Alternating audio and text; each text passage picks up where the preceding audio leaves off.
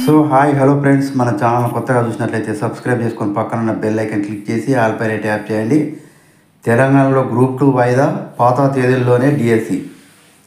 తెలంగాణలో కొద్ది రోజులుగా నిరుద్యోగులు వస్తున్నటువంటి డిమాండ్లపై రేవంత్ రెడ్డి సర్కారు దృష్టి సారించింది. వెంటనే పరీక్షలు ఉండడంతో నిరుద్యోగులకు తీవ్ర ఇబ్బందిగా ఉందని, పరీక్షకు ప్రిపరేషన్ అయ్యేందుకు సమయం లేదని నిరుద్యోగులు చేపడుతున్న కారణాలతో ఏకీభవించి తెలంగాణలో జూలై 18వ తేదీ నుండి డిఎస్సి పరీక్షలు ఆన్లైన్లో నిర్వహిస్తున్నారు. ఆగస్టు 5వ తేదీ వరకు ఈ పరీక్షలు రోజుకు 2 షిఫ్టుల్లో జరగబోతున్నాయి. ఆగస్టు 7వ తేదీ నుండి గ్రూప్ 2 ఎగ్జామ్స్ కండక్ట్ చేస్తున్నందున ఏదో ఒక పరీక్షను వాయిదా వేయాలన్న డిమాండ్ సర్కార్ దృష్టికి వచ్చింది.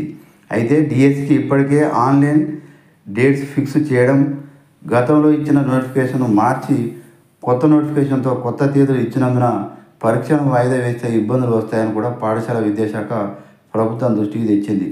నిరుద్యోగుల డిమాండ్తోనే టెట్ నిర్వహణతో ఇప్పటికే డిఎస్సి ఆలస్యమైంది. టెట్ పూర్తయ్యాక 6 నెలలు అయితే మరోసారి టెట్ నిర్వహించాల్సిన పరిస్థితి వస్తుంది.